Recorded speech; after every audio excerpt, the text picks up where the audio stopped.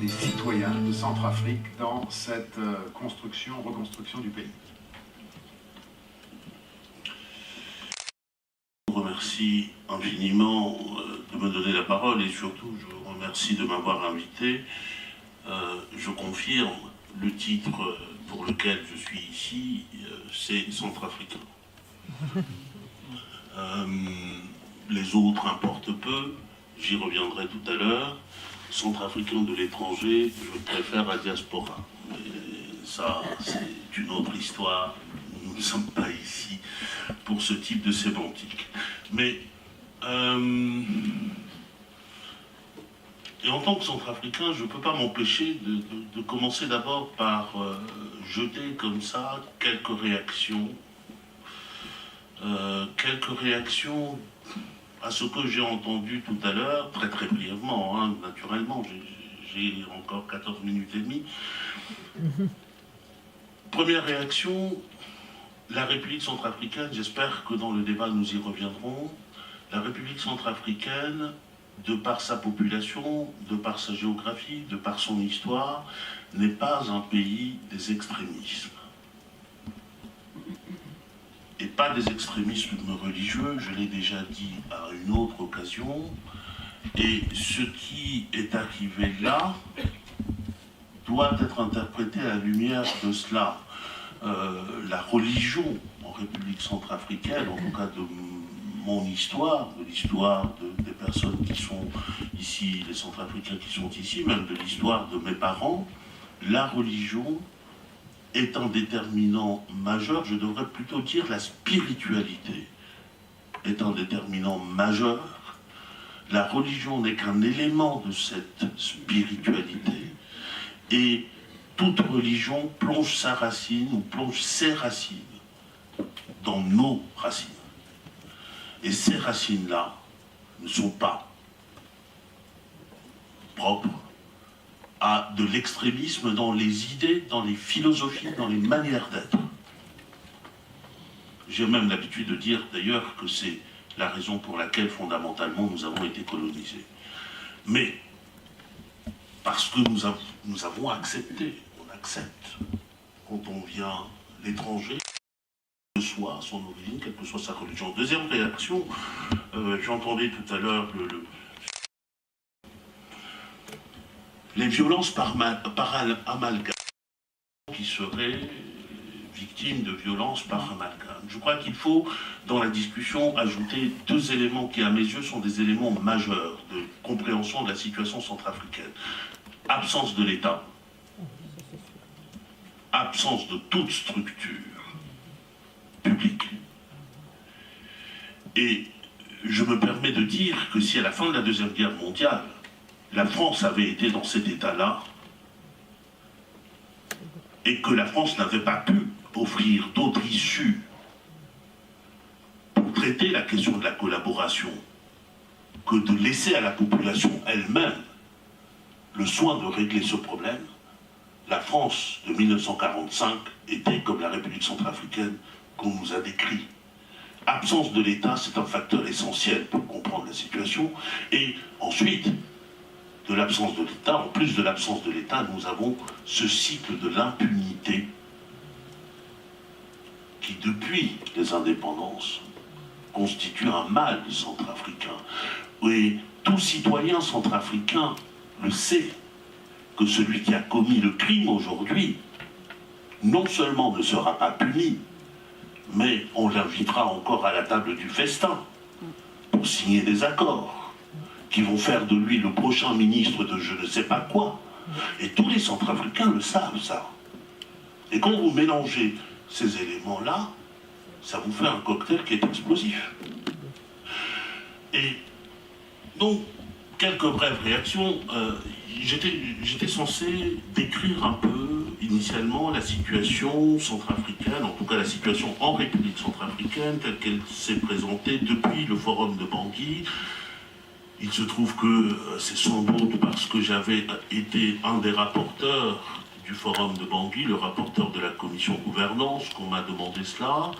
je ne pouvais pas me résoudre simplement à vous décrire la situation politique en République centrafricaine, et puis, d'une certaine manière, je pense qu'aujourd'hui, il faut regarder vers l'avant.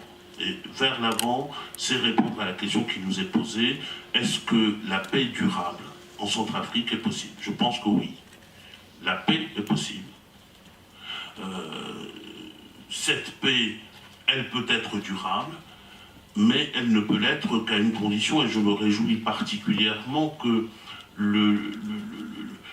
la lumière, le projecteur soit mis sur les Centrafricains. Vous aviez raison de le dire tout à l'heure, la solution, j'en suis convaincu, nous sommes nombreux à en être convaincus en République centrafricaine, la solution, elle est centrafricaine. Et elle n'est pas centrafricaine de n'importe quelle manière, elle est centrafricaine parce qu'elle appartient aux citoyens centrafricains. Pas au pouvoir, pas aux groupes armés, même s'ils ont la puissance, même s'ils ont l'art retors de tourner dans tous les sens, mais je pense qu'aujourd'hui, la solution, la paix durable, ne peut passer que par là. Et quand je dis cela, je veux dire 2 ou 3 choses précises. Elle passe par les citoyens parce que, aujourd'hui, les citoyens se doivent d'occuper le terrain. Et ils l'occupent, ils commencent à l'occuper. Se doivent d'occuper le terrain, tous les terrains, le terrain idéologique, le terrain concret, le terrain pratique, le terrain économique. Tout cela doit être occupé parce que je crois profondément que, en tout cas, voilà le premier message. Et le deuxième qui ramène aux citoyens, c'est que je crois aussi, et il y a un certain nombre d'actions aujourd'hui en ce sens-là, qu'il appartient aux Centrafricains d'imposer à quiconque d'être au centre de l'action publique. Et en réalité, ce que je suis en train de dire, c'est que la condition de la paix en République centrafricaine, et d'une paix durable en République centrafricaine, c'est que nous brisions un cercle vicieux aujourd'hui. C'est que une sorte de cycle infernal qui a existé depuis les indépendances, voire avant les indépendances, doit être brisé aujourd'hui. J'ai eu l'occasion, j'avais été invité par le Secours catholique de décliner ça surtout autour de mots. Aujourd'hui, je ne le ferai pas, je vais parler de faits, mais les mots, j'y reviens un instant si vous le permettez. Je l'avais décliné autour de mots, quelques mots. En Centrafrique, vous avez des mots vous avez des mots magiques, qui malheureusement, dans certaines histoires, les mots magiques, ce sont des ouvreurs de portes, c'est des clés pour ouvrir des portes magiques. En Centrafrique, ça les ferme. Dialogue inclusif. Ça veut dire quoi? Qui serait contre le dialogue inclusif? Le dialogue et l'inclusion, ce sont des valeurs positives, par excellence. Dialogue inclusif, vous le mettez dans le contexte centrafricain, ça vous produit l'absolution des criminels pour qu'ils reviennent au pouvoir. Autre mot que l'on retrouve partout et qu'on a retrouvé ici, communauté, minorité. Et ce sont des mots mortifères. Et je pense que ce sont des mots mortifères dans le contexte centrafricain parce que la tendance est laquelle? Elle est de faire en sorte, en tout cas d'inciter les personnes à se regrouper et à procéder à une forme d'introspection. Je suis une minorité musulmane, la caractéristique qui nous réunit, c'est la religion. Minorité pygmée, la caractéristique qui nous réunit, c'est ceci, minorité de ceci, et vous n'avez aujourd'hui en République centrafricaine, quand vous entendez les Centrafricains parler, notamment au forum de Bangui, nous avions dans la salle des dizaines de minorités. La personne que nous disons appartenir à la minorité d'à côté, qui a vécu les mêmes affres que moi, pour les mêmes raisons que j'ai eu à vivre ces affres, eh bien, il ne fait pas partie de ma solution, il ne fait pas partie de ma solution parce que je revendique au nom de ma minorité. Ce qui était au départ un problème fondamental de malgouvernance, c'est-à-dire un problème d'inégalité de traitement des citoyens centrafricains sur l'ensemble de leur territoire, aujourd'hui on en fait un problème d'atteinte à un groupe de personnes à raison d'une particularité qui est culturelle, qui est religieuse, qui est ceci, qui est ceci. Et je crois que, quand je disais tout à l'heure que la paix est possible, mais elle est possible aussi, si j'ai tenu à évoquer ces éléments-là, c'est parce qu'elle est possible aussi au prix d'une sorte manière de revisiter notre manière de penser et les mots par lesquels nous désignons notre réalité et surtout par lesquels nous désignons le futur que nous souhaitons. Maintenant, occuper le terrain. J'ai dit occuper le terrain. Occuper le terrain, c'est reprendre d'abord la place que nous avons à différents titres désertée depuis un certain temps pour des raisons diverses. Je dis nous, centrafricains, mais peut-être aussi les amis sincères de la République centrafricaine, et ceci pour des raisons extrêmement diverses. Une de ces raisons, c'est le désintérêt pour la chose d'État. Le désintérêt pour la chose d'État qui, pour nous qui avons vécu en République centrafricaine pendant très longtemps, nous savons que la chose d'État n'est pas nécessairement une chose publique. Et qu'elle n'est pas nécessairement guidée par l'intérêt général. Que la chose d'État, c'est la chose d'un président, de sa petite corporation, de sa famille, de son machin, et que ceci ne détermine pas notre vie, du moins pendant le temps où nous vivions, dans mon enfance, au fin fond de la République centrafricaine, c'était à peu près ainsi que nous raisonnions. De toute façon, c'est pas de ces gens-là que dépend le fait que nous mangeons aujourd'hui, que demain nous allons avoir à manger, que nous allons... Donc, il y a une vie qui s'est construite en République centrafricaine, un espace qui s'est construit en République centrafricaine en dehors du pouvoir. Et donc, d'une certaine manière, mais maintenant, rétrospectivement, on se dit c'est une démission parce que si nous n'avions pas procédé ainsi, peut-être que ce qui nous arrive aujourd'hui ne serait pas arrivé. Démission aussi pour des raisons, je dirais, par peur. Nous savons, nous les centrafricains, que chez nous, quand on dit un mot de travers, on n'est pas saisi tout seul, que les représailles sont collectives, et d'ailleurs on le voit encore aujourd'hui, les représailles sont toujours collectives, et quand on est membre de la diaspora ou centrafricain de l'étranger, dans un pays où on a la liberté de parler, on réfléchit à 10 fois avant de dire un mot, parce que c'est pas nous qui allons en pâtir, c'est ceux qui sont là-bas qui vont en pâtir. Ça fait partie de ces choses-là. Et puis, je ne parle même pas de l'égoïsme. Donc il faut occuper le terrain. Occuper le terrain, pour nous aujourd'hui, en tout cas à mes yeux, c'est un impératif pour tous, centrafricains, mais aussi amis sincères de la République centrafricaine. En tout cas, pour moi, c'est important. Nous sommes centrafricains, mais nous faisons partie de la famille humaine et nous devons continuer à faire partie de l'universel. Pas avec n'importe qui, certes, mais il nous faut avoir cette fenêtre ouverte sur le monde. Mais pour revenir aux Centrafricains, cela suppose que nous nous acceptions, ça a déjà été dit par les chefs religieux, les leaders religieux, je n'y reviens pas, mais cela veut dire aussi que nous avons nous-mêmes une forme de nouvelle conscience à avoir, notamment lorsque on nous présente comme appartenant à l'intelligentsia centrafricaine, où il y a une tendance, notamment dans les réunions de la diaspora ici, qui sont fréquentées par des personnes qui ont été à l'école, qui ont fait des études, qui ont réussi dans la vie, qui ont des compétences manifestes.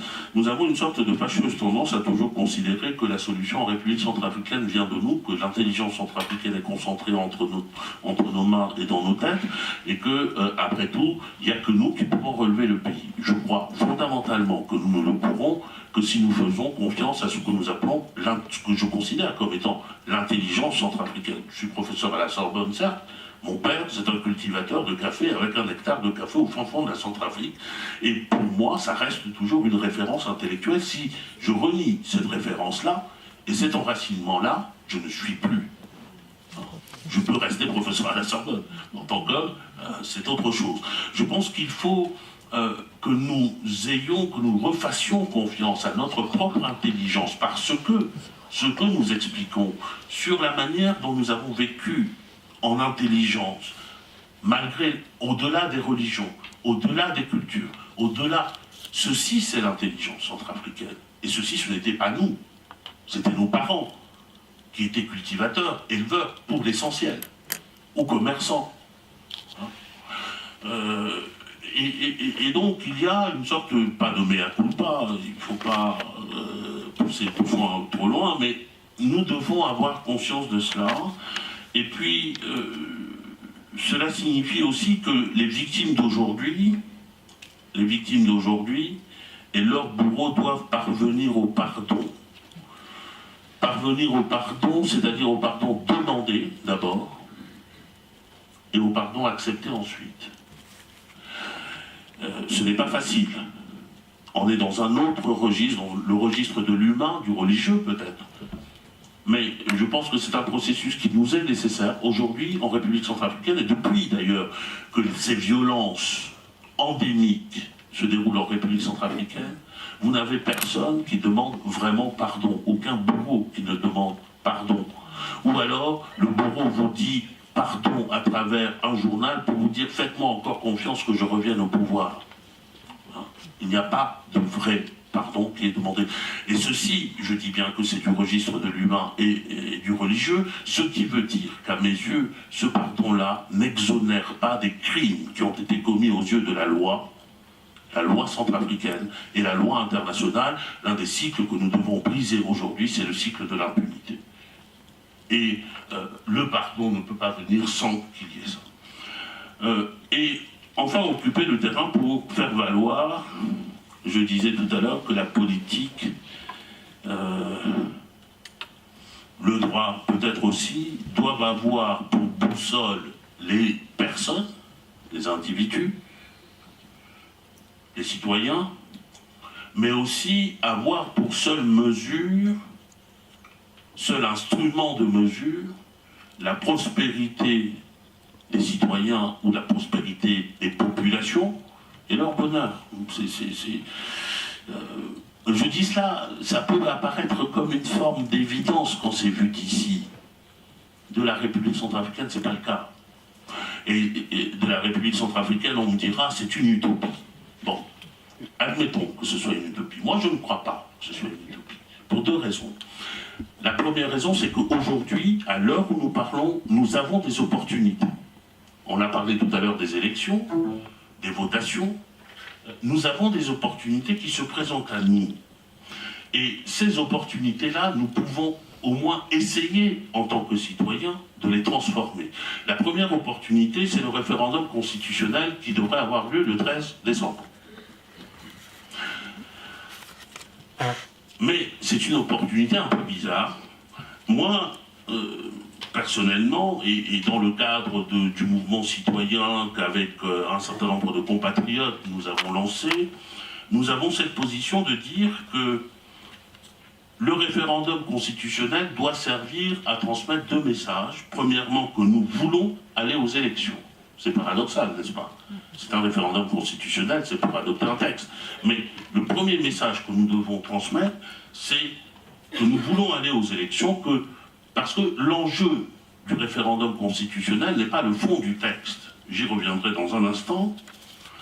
Ce texte est mauvais, mais nous savons aussi que si cette constitution n'est pas adoptée, il ne peut pas y avoir d'élection présidentielle. La Cour constitutionnelle centrafricaine l'a dit très clairement dans une décision d'avril 2015. Il faut une constitution pour aller aux élections. Et puis le deuxième message, c'est de dire, nous exigeons de ceux qui vont se présenter aux élections présidentielles qu'une fois élus, parmi les premiers chantiers, il y ait le chantier de la réécriture de la Constitution. Pour que la loi fondamentale centrafricaine ressemble aux Centrafricains, et que cette loi fondamentale puisse porter le projet des Centrafricains de vivre ensemble. Et cette exigence-là, elle doit être justement portée parce que, à mon avis, la Constitution que nous sommes appelés à adopter le 13 ne répond pas à ces conditions-là. On ne peut pas l'appeler la loi fondamentale des Centrafricains. D'abord parce qu'elle n'a pas été produite par les Centrafricains, elle a été le produit des organes de transition et donc notamment du Conseil national de transition, dont je ne reviens pas ici sur le caractère légitime ou illégitime, mais c'est cela l'origine. Et L'autre origine que nous connaissons très bien, en République centrafricaine, les constitutions centrafricaines sont écrites par des mains étrangères. Parce qu'il y a une expertise qui est financée par les bailleurs de fonds, et lesquels bailleurs de fonds pensent toujours, ils ont leur cercle d'experts internationaux, c'est la France, c'est la francophonie, c'est les Nations Unies, et vous avez tous les experts que vous voulez, pas un seul centrafricain dedans. Donc, ce n'est pas un produit centrafricain, et puis, c'est un texte qui a été établi au mépris des principes que les centrafricains ont voulu. Je reviens encore, peut-être pour la dernière fois, sur le forum de Bangui. Les centrafricains critiquent beaucoup le forum de Bangui. Mais je considère, et je continue à considérer, que de ce forum de Bangui, où il y avait environ 700 représentants de l'ensemble du territoire et de l'étranger, y compris des villages reculés de Centrafrique, on avait sorti, je crois, un ensemble de 15 principes. Et que les Centrafricains, je finirai en disant que dans ce malheur-là, il y a une transformation profonde des populations centrafricaines qui est à l'œuvre. Je crois que les seuls à ne pas s'en rendre compte aujourd'hui, c'est un certain nombre de candidats à la présidentielle qui croient qu'ils peuvent à nouveau y aller pour piller comme avant, pour traiter les gens comme ils le faisaient avant, pour apparaître comme les nababs comme avant. Et puis, malheureusement, je suis obligé de le dire, aussi le gouvernement français, en tout cas les autorités françaises, qui ne prennent pas suffisamment en compte cette évolution-là, qui, si elle n'est pas prise en compte, risque d'aller vers une fracture interne, mais aussi externe. Je vous remercie. Merci. Alors je ne sais pas s'il faut se réjouir du côté optimiste de votre présentation. La paix est possible. Il y a des transformations de mentalité qui s'effectuent, ou s'il faut être frappé par l'importance des défis, des difficultés, que vous avez appelées gentiment opportunités, et qui sont aussi des grosses difficultés. Alors c'est un peu, voilà, un sentiment mitigé. Est-ce que nous sommes dans une situation favorable, ou est-ce que vraiment les difficultés sont énormes? Dernier éclairage, rapide, avant qu'on vous donne la parole pour que vous réagissiez. Dernier éclairage rapide qui s'adresse plutôt alors aux non-centrafricains, aux étrangers. Quand on est un étranger, ou une organisation étrangère, qu'est-ce qu'on peut faire? Quand on est une ONG, étrangère en l'occurrence française, qu'est-ce qu'on peut faire en prenant en compte le contexte qu'on vient d'évoquer rapidement, d'analyser rapidement? Alors je vous propose, je vais donner un balle au bon à quelqu'un du Secours catholique, peut-être Aude, Adley, qui va nous dire, quand on est une ONG, bon, française en l'occurrence, le Secours catholique, eh bien, qu'est-ce qu'on fait dans ce pays? Et qu'est-ce qu'on peut faire, ou qu'est-ce qu'on devrait faire, vu les défis actuels? On a déjà entendu une voix d'une ONG, qu'on peut française aussi, le Secours islamique. Maintenant, on va écouter ce que fait le Secours catholique en République centrafricaine. Tu peux peut-être parler dans le micro, c'est mieux. Ici, comme ça, tu peux parler à la salle. Il faut appuyer sur le bouton quand même. Je vais me baisser du coup. Là-haut. Place là-haut. C'est pas parce que t'es une femme. La tribune est plutôt réservée aux hommes. Je serai brève.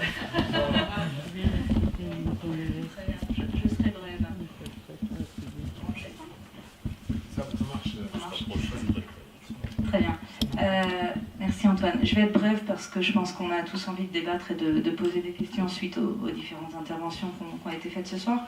Je m'appelle Aude Adley, je me présente vu que le diaporama ne marche plus.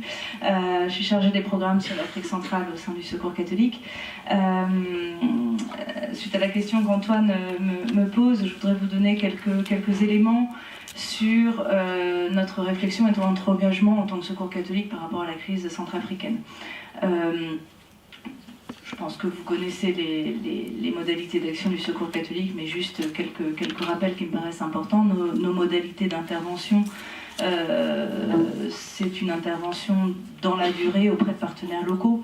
À ce titre-là, on n'a pas d'intervention, nous, comme opérateurs dans les pays avec lesquels nous travaillons. Et nous intervenons dans la durée. Donc en ce qui concerne la République centrafricaine, c'est un pays qu'on connaît bien au niveau du secours catholique. Depuis plusieurs décennies. Voilà, donc on a une longue amitié, une longue tradition de travail avec des partenaires locaux, d'églises, de sociétés civiles, avec un engagement généraliste et multidimensionnel dans les champs de l'urgence, de la reconstruction, de la réhabilitation, du développement, du plaidoyer. Depuis la dernière crise, puisqu'on l'a rappelé, la Centrafrique a malheureusement vécu une succession de crises, on a tâché d'agir sur plusieurs fronts, toujours en appui à nos partenaires locaux, en incluant une réflexion plus large sur cette crise qui, comme nos intervenants l'ont rappelé, prend une dimension toute particulière et ne ressemble pas aux crises précédentes qu'a connues le pays. On a donc, depuis le début de cette crise, tâché d'agir sur différents fronts, toujours en appui à nos partenaires locaux, donc à la fois sur de la réponse humanitaire, vu l'ampleur des besoins, notamment les besoins vitaux des populations déplacées, également une aide d'urgence auprès des populations retournées au Tchad, comme l'évoquait notre collègue du Secours islamique. Des actions également dans le champ de la réhabilitation. Chaque fois qu'on a pu voir des situations dans lesquelles nos partenaires nous disaient qu'une relance de processus de développement était envisageable, on a tâché d'accompagner ces processus-là pour encourager un retour à la normalité, avec plus ou moins de difficultés. Ça a pu concerner par exemple de l'aide à une reprise économique, une reprise agricole, reprise aussi d'activités scolaires. Voilà, ce type d'action. On essaye aussi de façon très ciblée, je pense que ça c'est assez particulier dans le contexte de ce que vit la Centrafrique actuellement, d'être présent auprès de nos partenaires sur des initiatives qui vont concerner les questions de paix, de citoyenneté, de cohésion sociale, avec différents types d'actions, des initiatives parfois spécifiques. Je pense au travail qu'on fait en collaboration avec ATD à Bangui. Les amis d'ATD sont présents ce soir. Il y a aussi un certain nombre d'activités qu'on a souhaité appuyer de façon transversale dans des projets, c'est-à-dire dans des projets, on va dire, de réponse humanitaire, de relance du développement, d'essayer d'avoir une attention particulière aux enjeux de cohésion sociale, aux enjeux de dialogue, un peu beaucoup de parler de réconciliation et d'essayer de tirer dans ce sens-là. Encore une fois, les projets que nous appuyons sont des projets qui viennent des populations, qui viennent des communautés, et nous sommes dans un positionnement d'accompagnateur. On a également développé un programme qui vise à travailler sur la question des traumatismes et de la promotion de la résilience, de façon aussi à penser les plaies et à permettre à la population d'aller de l'avant. C'est une réflexion et une action qu'on a pu mener dans d'autres contextes de crise en Afrique, je pense notamment au Rwanda, mais dans d'autres situations également. Et par rapport au déchaînement de violence en Centrafrique, par rapport à cette nouvelle violence en Centrafrique, on a estimé avec nos partenaires qu'une telle action visant à travailler sur la gestion des traumatismes et la promotion de la résilience pouvait avoir un impact important. Cette action se mène notamment auprès des jeunes, des enfants, de façon aussi à donner un petit peu de gage pour l'avenir. Notre action ne se limite pas aux actions de terrain, on a essayé aussi fortement d'être présent dans le champ du plaidoyer, là aussi en relais, en appui aux initiatives de nos partenaires locaux, je pense notamment à l'Église. Ça s'est traduit par des rencontres avec les pouvoirs publics, ça s'est traduit par un travail interassociatif, ça s'est traduit également par des actions pour sensibiliser l'opinion publique française. À ce titre, je mentionnerai ici un travail qu'on a mené depuis 2013, donc chaque année une tribune interassociative qui est publiée dans La Croix. Vous avez eu à l'entrée de la salle la tribune qui est sortie donc en 2015. La première tribune, et je pense que ça montre bien un petit peu aussi l'évolution du contexte et de notre réflexion, la première tribune en 2013, c'était un cri d'alarme, un cri d'alerte pour dire n'oublions pas la Centrafrique, des choses graves se passent dans ce pays. N'oublions pas ce pays. La deuxième tribune en 2014 se situait dans le contexte où la résolution des Nations Unies venait d'être votée par rapport au déploiement des casques bleus, et il y avait une tendance un petit peu de certains analystes ou acteurs pour dire bon ben voilà, la Centrafrique c'est bon, le travail de plaidoyer ça s'arrête, il va y avoir les casques bleus, voilà.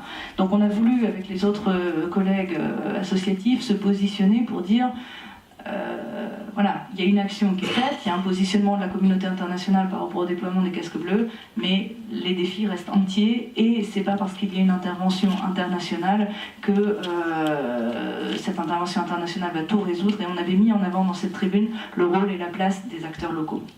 En 2015, donc la tribune qui est disponible à l'entrée, on a voulu insister fortement sur la question de la transition et du processus électoral, là aussi pour dire que de notre point de vue et du point de vue de nos partenaires, cette transition était importante, ce processus électoral était effectivement, comme on l'a rappelé ici, une étape incontournable, mais que bien évidemment ce n'était pas la fin des difficultés, et qu'il y avait un certain nombre d'enjeux bien plus structurels, bien plus de long terme qu'il fallait traiter. Et là aussi, par rapport à une tendance de la communauté internationale qui est un peu de pousser aux élections, entre guillemets, pour se débarrasser du dossier centrafricain, on avait voulu marquer notre attachement à rester présent auprès des partenaires centrafricains dans la durée pour répondre à un ensemble de défis qui, d'autres l'ont rappelé mieux que moi, touchent à des questions, on va dire, structurelles autour de questions de gouvernance économique et politique, auxquelles s'ajoute aujourd'hui, je pense, tout un travail nécessaire sur la question de la citoyenneté, de l'identité, de la construction de l'État centrafricain. Je pense que dans notre réflexion, dans notre travail sur la Centrafrique, on a aussi un rôle à jouer en tant qu'ONG française, qui est d'aider nos partenaires locaux à avoir des espaces d'apprentissage, de réflexion en commun, sortir la tête du guidon en quelque sorte, et avoir aussi le temps de se nourrir de différentes réflexions, de pouvoir partager leur analyse. Ça, je pense que c'est quelque chose qu'on peut aussi travailler avec eux. On a beaucoup essayé ces derniers temps de les mettre en réseau avec différents acteurs, notamment d'autres acteurs africains. C'est quelque chose qu'on va poursuivre. On a une expérience de travail dans un certain nombre de pays du continent africain et au-delà. Je pense que sur un certain nombre de sujets tels que les questions de sortie de crise, de justice transitionnelle, de lutte contre l'impunité, d'autres expériences peuvent être aussi partagées avec les acteurs centrafricains et donner des pistes, donner des idées, donner des matières pour la réflexion. L'autre élément aussi pour nous, et c'est un petit peu l'objet, le souhait qu'on a eu en organisant cette conférence ici avec la CEF, c'était de se dire, nous aussi on a besoin d'aller plus loin dans l'analyse et la compréhension de la crise centrafricaine. Voilà, il y a des initiatives très intéressantes qui ont lieu aujourd'hui. Je mentionnerai uniquement l'Observatoire Pharos. Je pense que beaucoup d'entre nous ont eu connaissance du travail que fait Pharos sur la compréhension de la crise centrafricaine. Voilà, on cherche aussi à développer ce travail de recherche-action, d'aller-retour entre des chercheurs et des praticiens comme nous, entre nos partenaires centrafricains, des partenaires d'autres pays, voire d'autres continents. Donc, ce que je veux dire par là, c'est que je pense qu'on a aussi, au-delà de l'action de terrain qu'on peut soutenir, qu'on peut encourager, je pense qu'on a aussi un rôle important à jouer en tant qu'ONG sur de la mise en réseau, à la fois entre partenaires. Voilà, c'était principalement ce que je voulais partager, donc sur une action, on va dire, multidimensionnelle, dans la durée, et en partenariat, en réseau et en appui aux acteurs locaux. Voilà, je crois que c'est quelques éléments. Merci Aude. Pour ceux qui s'intéressent, qui veulent d'autres renseignements, durant tout à l'heure, quand on sera dans l'atrium, vous identifierez assez facilement les personnes du Secours catholique. Il y en a plusieurs ici, si vous voulez poser des questions sur les projets concrets. Je retiens que quand même la clé fondamentale, c'est l'appui aux partenaires, l'appui aux acteurs locaux, aux acteurs de terrain, comme on les a comme on les a nommés. Donc vous voyez que ce n'est pas contradictoire avec une vision centrafricaine qui consiste à dire que les citoyens doivent reprendre conscience de leur rôle, de leur responsabilité de citoyens. Je vous propose sans plus attendre un premier tour de questions, d'interventions. Voilà, alors on va essayer d'être bref, on va commencer, on va prendre un premier tour. Allez, vous avez la parole, il faut appuyer sur le bouton rouge et vous y allez. Merci.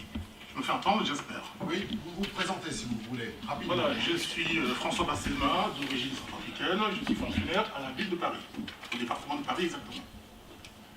J'écoute avec beaucoup d'attention les différents intervenants, et comme centrafricain, rapidement, et en plus, je suis très heureux d'ailleurs de me retrouver dans cet édifice, vu que nous souhaitons vivement, nous tous les centrafricains, que le pape 29-30 mois puisse arriver à Bangui. La présence pontificale à Bangui, pour nous, serait un pont entre les Centrafricains, comme nous le pensons sincèrement. En tant que Centrafricains, nous considérons que, faisant partie de la communauté internationale, nous avons droit à la solidarité internationale. Nous faisons référence au principe international de la responsabilité de protéger. Il a été dit que le peuple centrafricain, contrairement à d'autres peuples, ne dispose pas d'un État susceptible de lui garantir le minimum.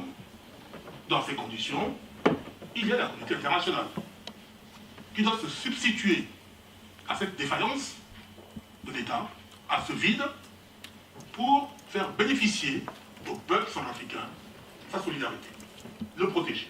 Mais comment? Le 10 avril 2014, la résolution 2149 autorise les forces internationales qui sont présentes en Centrafrique, avec les 10 000 hommes. Décembre 2013, la l'opération Sangaris, 900 hommes. Donc nous avons, au point de vue humain et matériel, tous les moyens nécessaires pour que ce peuple centrafricain puisse bénéficier de la protection indispensable, lui garantissant le minimum de liberté, lui permettant ainsi d'aller et venir, de vaquer à ses occupations, et au final, je dis bien au final, pas maintenant, désigner souverainement ses représentants. Or, ce n'est pas le cas. La résolution a été adoptée. On nous a envoyé des troupes qui sont sur le terrain, avec les moyens qu'il faut, pour les voir circuler. J'étais à Bangui tout dernièrement. Je les ai croisés. J'ai parlé avec des hommes et des jeunes femmes et des jeunes hommes qui sont là, avec leurs munitions, leurs armes, etc. Eh bien, l'arme au pied, interviennent sporadiquement. Pendant ce temps, le pays est en feu et en sang. On continue à bomber à Bangui, et à l'intérieur du pays, et à tuer.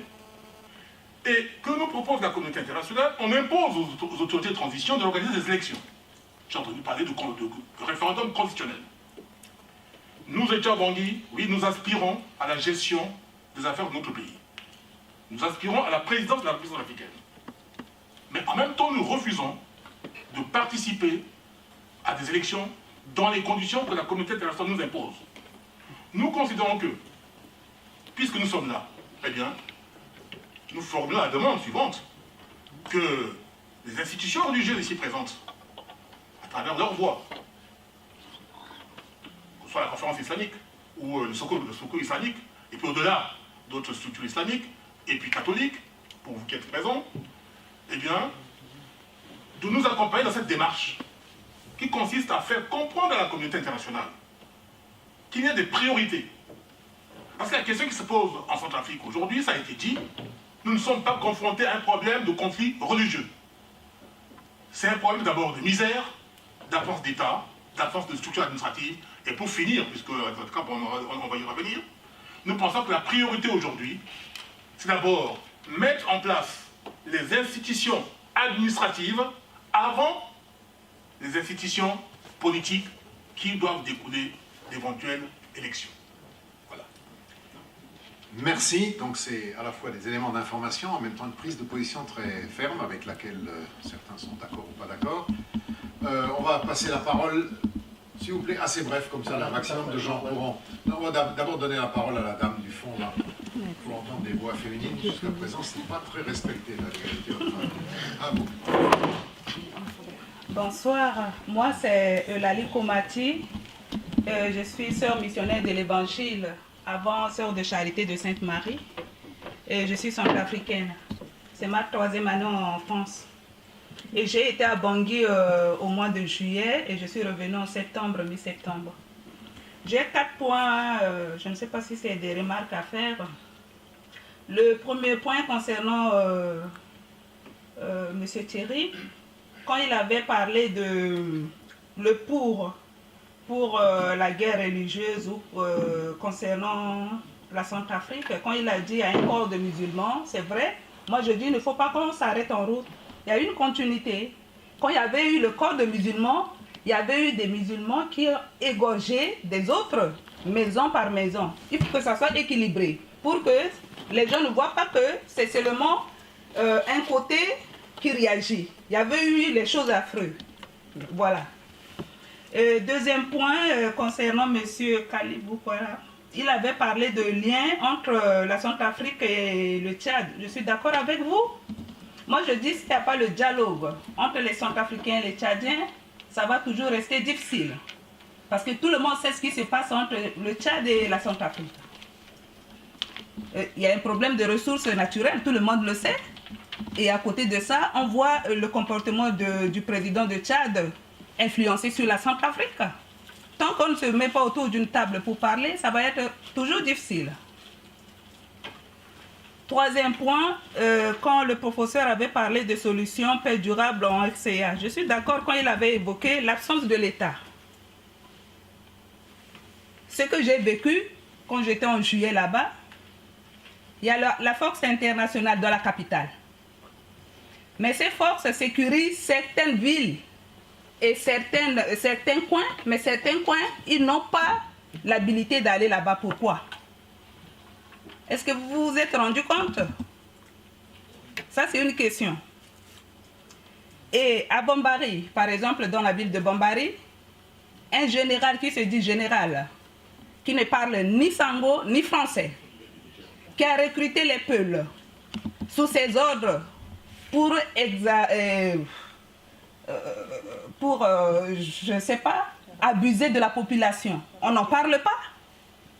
Quand il y a un corps, quelqu'un meurt, par exemple, quand j'étais à Bambari, un musulman qui a été tué, disant par les non-musulmans. Vous savez combien de corps, combien de personnes qui ont été tuées? Les femmes, les enfants, tout confondu. Il faut toujours prendre compte de tous les paramètres. Et il y a la présence des sangaristes dans la ville. Le dernier point, c'est ONG internationale. Le Secours catholique, comme Odell a dit, c'est basé sur les partenaires locaux. Mais les ONG internationales se sont multipliées par 10 en Centrafrique. Si ce n'est pas plus, qu'est-ce qu'ils font? On se demande, l'argent qui a été alloué pour la population, le 1/3 arrive à la population et le 3/4, ça part où? Ça pose question. Et moi, je me dis, il y a des ONG qui n'ont même pas le droit d'exister en Centrafrique. Voilà, je vous remercie. Et qu'on veut venir, ce n'est pas pour venir faire semblant. Ces élections, tout le monde sait. Les gens, je ne sais pas, on n'a pas encore commencé la campagne. Il y a encore même au niveau de Bangui, la capitale, des problèmes d'insécurité. Encore moins sur l'étendue du territoire. Il n'y a pas d'administration. Mais dans ce contexte-là, pourquoi imposer des élections? Mais l'intention est satanique, excusez-moi l'expression, même s'il est trop fort. Il n'y a pas une bonne volonté. C'est d'ailleurs pour cela que ce qu'il va falloir que toutes ces puissances, que tous ces États fassent, qu'il y ait un peu d'amour dans tout ce qu'ils font. Parce que le concept de l'amour est un concept qui, au sens réel du terme, regorge et la paix et la justice. Mais quand les gens sont là, vouloir faire simplement la démonstration de puissance sans aucun amour, je crois que la République centrafricaine a besoin plus de l'amour, l'amour de ses fils, l'amour de ses partenaires, que d'autres choses. Voilà tout ce que j'aimerais vous dire. Merci. Madame? Merci d'abord au Secours catholique pour cette initiative. Et... Présentez-vous aussi. Je suis Madame Montaigne Antoinette, ancienne ministre de la Réconciliation nationale, qui a élaboré la stratégie de réconciliation qui s'est déroulée jusqu'au Forum de Bangui. Et je voulais avant tout saluer le Secours catholique de continuer à veiller sur la République centrafricaine à travers les initiatives qui sont prises et l'opportunité que nous avons ici de débattre. Et je voulais aussi remercier tous ceux nombreux qui sont venus ici, les ONG françaises qui aident la République centrafricaine depuis de nombreuses années. Je voulais faire quelques observations pour que, je crois que les deux compatriotes qui se sont exprimés ici et la compatriote religieuse qui s'est exprimée montrent une certaine lassitude des Centrafricains face à la persistance de cette crise qui n'en finit plus.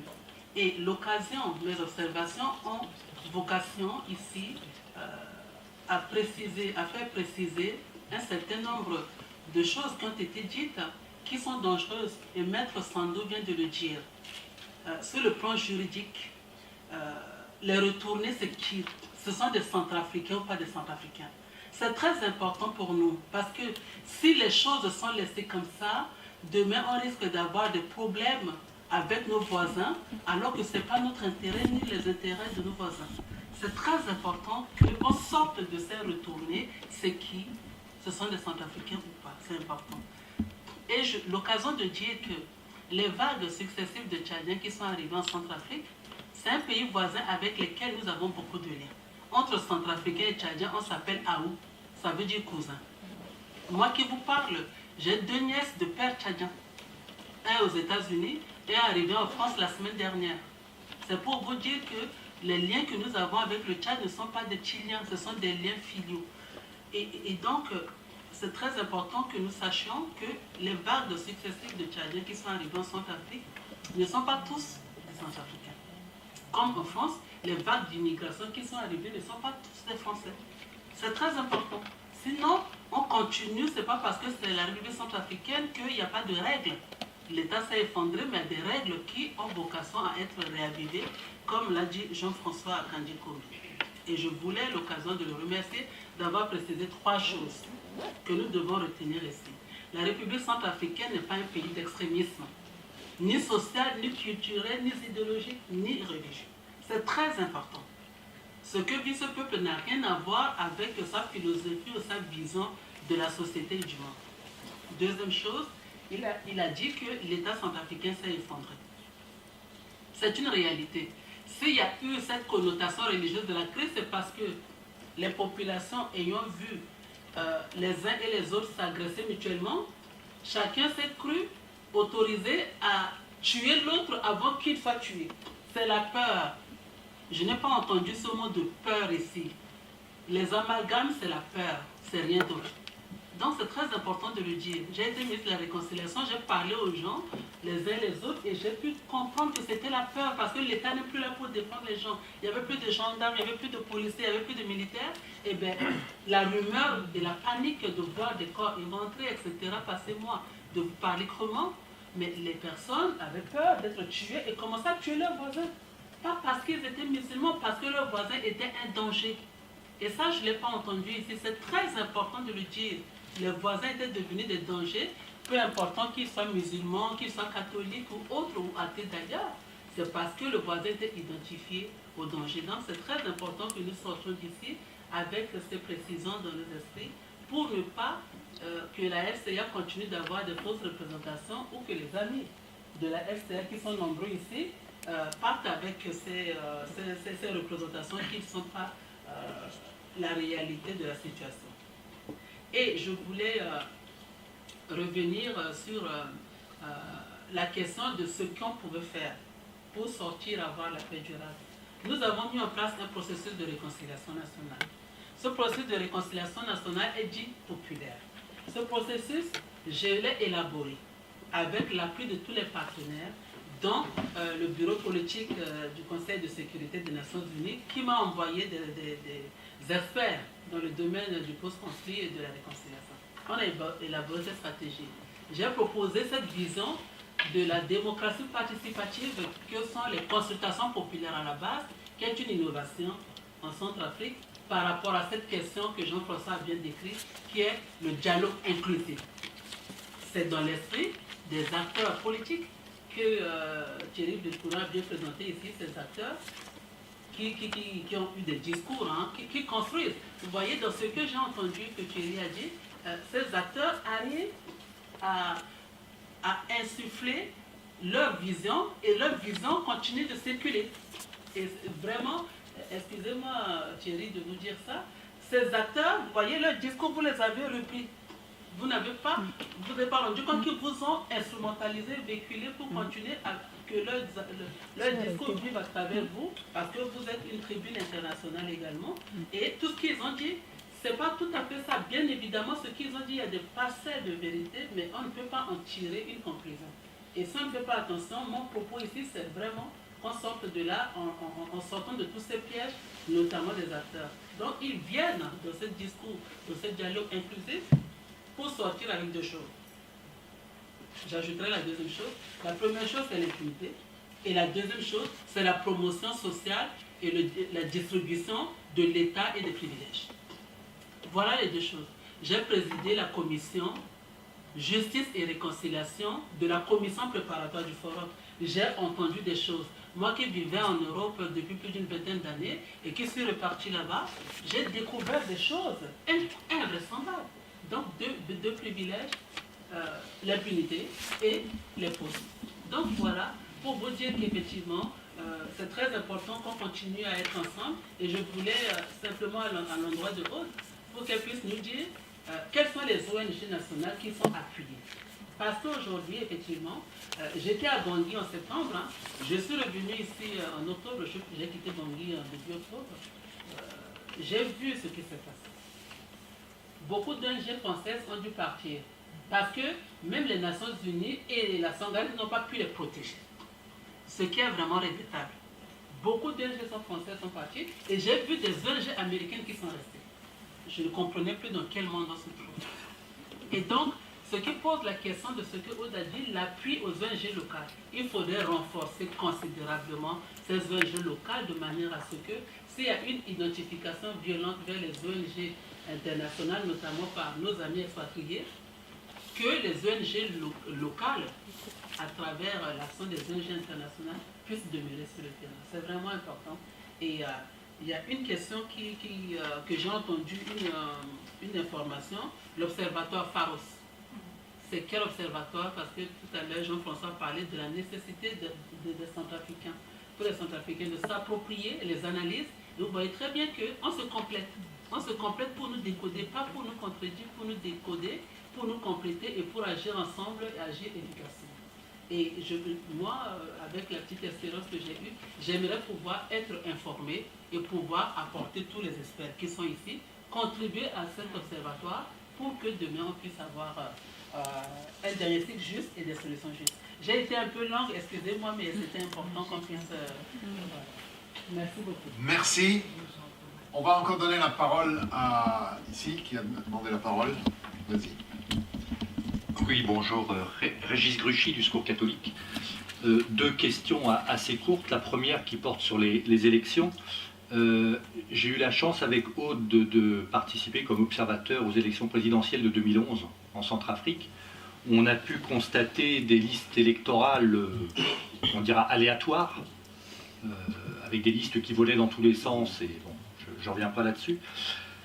Simplement, comment procéder aujourd'hui à des élections qu'on va dire crédibles, avec des listes électorales aléatoires, de nombreux réfugiés hors de Centrafrique et qui ne seront sans doute pas répertoriés, et comment ces réfugiés accepteront le résultat de ces élections alors qu'ils n'auront pas pu y prendre part.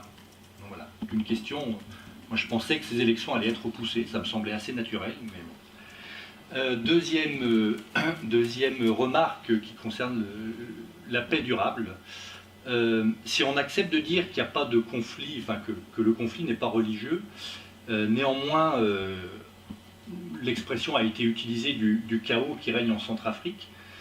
Est-ce que ce chaos ne risque-t-il pas de devenir un terreau pour Boko Haram, qui aujourd'hui cherche déjà à s'étendre au nord du Cameroun, au sud du Tchad, et son influence est en train de grandir, et donc est-ce que ça risque pas d'entraver un peu plus la paix à reconstruire en Centrafrique? Sur la construction des institutions avant les élections, c'est une évidence, donc c'est même pas la peine, je pense, d'en discuter. Ça paraît logique. Les raisons pour lesquelles c'est pas la démarche qui est adoptée sont aussi extrêmement logiques et connues de tout le monde. Je tiens d'ailleurs quand même à dire à nos amis centrafricains qu'il y a de moins en moins d'amitié entre la France et la Centrafrique. Et je pense que ça ne vous aura pas échappé, aussi bien au niveau gouvernemental qu'à d'autres niveaux. De toute façon, les relations internationales ne sont pas basées sur l'amitié, mais je crois que c'est pas trahir des secrets que de dire que les relations entre le gouvernement de transition et le gouvernement français sont assez mauvaises, voire exécrables. Ceci explique sans doute un certain nombre de choses. Soit exécrables. La question des élections les rend aussi exécrables de toute façon. Et Madame Montaigne est bien placée pour le savoir. L'autre point que je trouve assez intéressant, c'est que, en effet, dès qu'on parle d'un meurtre, on parle d'un autre meurtre, comme le disait la sœur. C'est-à-dire, si un musulman est tué, il faut aussi parler des chrétiens qui sont tués par des musulmans. Donc c'est intéressant de voir qu'on rentre immédiatement dans ce cycle de discours qui est aussi vrai. Enfin, c'est un cycle de représailles sur le terrain. Et en ce sens-là, la sœur a tout à fait raison, mais je trouve que c'est intéressant de le ramener immédiatement à la question du discours et de mettre en évidence les contentieux profonds qui expliquent la situation en Centrafrique. Donc, en effet, un contentieux entre communautés maintenant basé sur leur affiliation religieuse, c'est assez clair dans les discours qu'on a entendus, un contentieux entre le Tchad et la Centrafrique, qui prendra un certain temps avant qu'on commence à se parler, hein, pas avant de résoudre le contentieux, mais avant qu'on commence à se parler déjà, entre Tchadiens et Centrafricains. Des critiques extrêmement fortes qu'on a entendues sur les forces internationales, qui se transforment, et là je le dis parce qu'on est dans cette enceinte, qui se transforment très rapidement aussi en critique contre les ONG internationales, qu'on entend très fortement à Bangui, et pas seulement à Bangui, et qui consiste en fait à mettre un peu tout le monde dans le même sac, in fine, des forces internationales jusqu'aux ONG internationales. Et donc ça fait toute une source de mécontentement. Donc en effet il est très impératif, comme le disait un intervenant, qu'il y ait une sorte de renouveau spirituel. Ça c'est clair, parce qu'on sent qu'il y a quand même toutes ces colères en Centrafrique, et qu'on les dirige comme on peut. Soit en disant que la situation est le résultat d'une stratégie du chaos menée par la France et les États-Unis en Centrafrique, ou d'autres visions de cette nature, ou de dire que les puissances qui tentent d'islamiser la Centrafrique, des choses comme ça, sont des discours qui circulent, il ne faut pas se le cacher. Et je crois qu'il faut à la fois faire preuve de réalisme et de faire un peu le ménage dans un certain nombre de discours. Le réalisme, je crois qu'on l'a déjà compris d'une certaine façon, c'est la réelle politique des élections. Alors, ces élections, je suis tout à fait d'accord avec ceux qui disent qu'elles sont quand même mal engagées, le timing est complètement mauvais et elles auraient dû être repoussées. Mais je constate qu'un certain nombre d'acteurs centrafricains sont pour ces élections. Ils sont pour tout simplement pour avoir le plaisir de se débarrasser du gouvernement de transition actuel qu'ils exècrent également. Donc il y a une sorte de dilemme sur les élections entre ceux qui veulent les élections pour se débarrasser du gouvernement de transition et ceux qui préféreraient ne pas les avoir et avoir une troisième transition dans laquelle, comme le disait Madame Montaigne, ils pourraient s'asseoir tranquillement au gouvernement et bénéficier d'une certaine impunité. Donc il y a là un dilemme qui est profond, un dilemme politique qui est très difficile à gérer, mais il est évident que le timing électoral ne permettra pas de faire des élections correctes en Centrafrique, et probablement que les élections seront un piège qui se refermera sur ceux qui seront élus. Merci. On va vous donner la parole rapidement. Oui. Peut-être 2 points et après qui ont été posés, j'ajouterai 2 autres, pas directement posés, mais je pense que c'est intéressant de conclure, enfin, du moins à mon niveau par ça. Alors, les retournées. La problématique, je pense, a été posée par le président tchadien lui-même, parce que c'est lui qui a considéré que ces Centrafricains qui sont arrivés comme réfugiés ne sont pas réfugiés parce qu'ils sont des Tchadiens, donc ne peuvent accéder au statut de réfugié et donc à l'aide internationale. Donc, sachant que, ils vont me corriger parce que je ne suis pas spécialiste du droit, mais je pense qu'il y a en Centrafrique il y a le droit du sol. Et les personnes nées en Centrafrique, j'ai lu ça beaucoup donc vous me corrigez si je fais cette erreur. Et donc il y a cette dimension de les considérer comme Tchadiens ou retourner dans leur pays d'origine ou centrafricains réfugiés. La problématique, moi, à mon niveau, en tant qu'humanitaire, ne se pose pas en termes, j'ai envie de dire, d'enjeu, parce que par définition, je suis neutre dans toute approche, et je reviendrai sur le rôle des ONG internationales en Centrafrique et la perception maintenant de leur non-neutralité éventuelle. C'est que c'est posé pour nous, en tant qu'acteurs humanitaires, de se retrouver avec des populations entières arrivant sur un sol, n'ayant droit à aucune aide, ni de l'État qui les accueille, ni des agences onusiennes, en l'occurrence le Haut Commissariat aux réfugiés, parce qu'ils ne sont pas réfugiés, donc ne peuvent s'enregistrer comme réfugiés, donc ne peuvent accéder à l'aide internationale. Donc d'où la problématique qui est pour moi une problématique humanitaire. Je la pose parce qu'elle a un fond peut-être juridique, mais la problématique à mon niveau, elle était humanitaire. Et je l'ai posée, on l'a posée au Secours islamique comme étant humanitaire.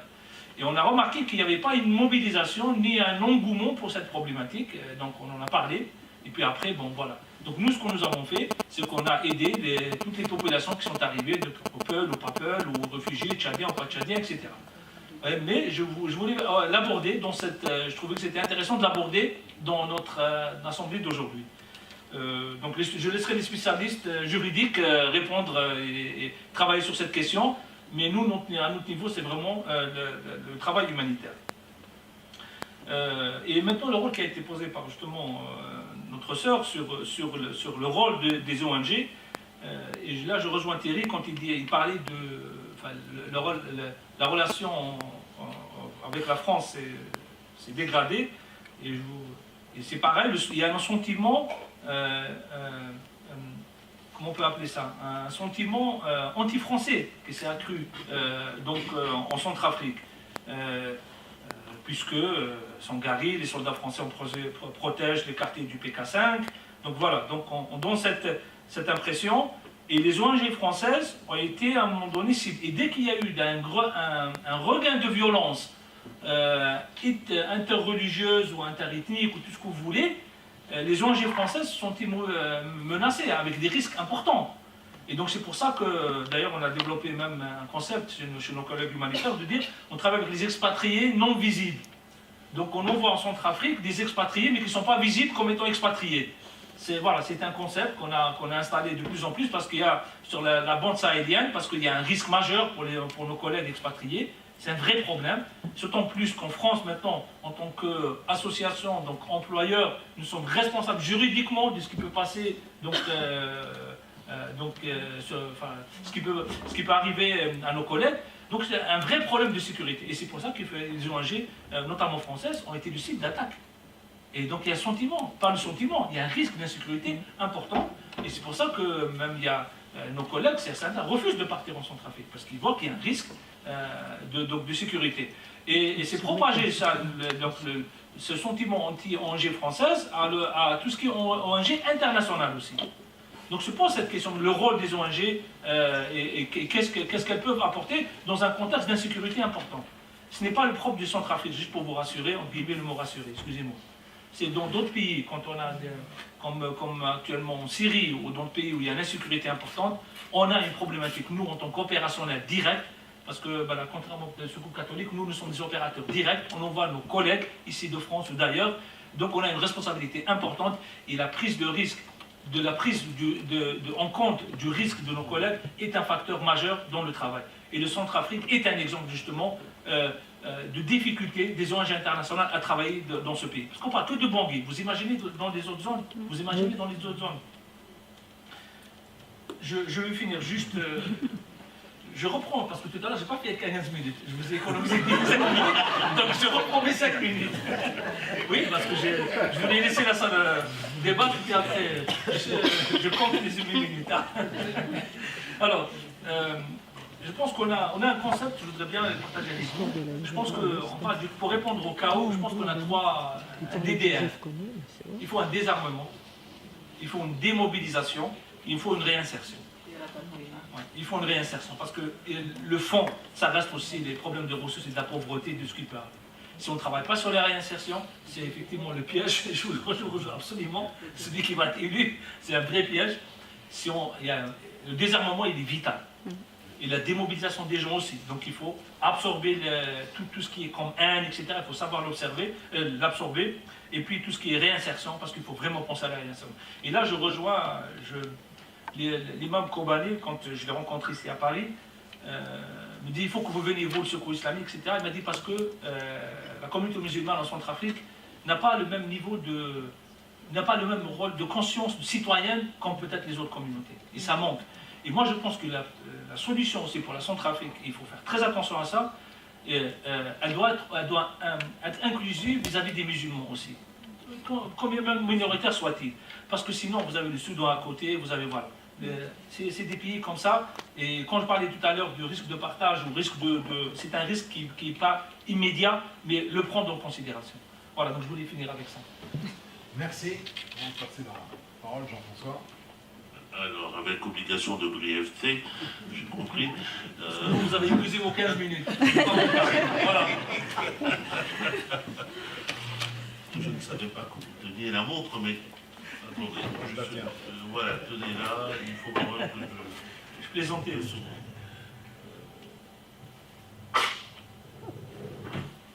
Alors, 2-3 remarques brèves. D'abord sur la lecture religieuse, il y a un élément qui m'est revenu à l'esprit, mais en écoutant, la lecture religieuse, je me demande si ce n'était pas la lecture de ceux qui sont intervenus en République centrafricaine, qu'il s'agisse de la France ou qu'il s'agisse des troupes des Nations Unies, qui ont cette lecture religieuse d'un conflit intercommunautaire entre deux communautés.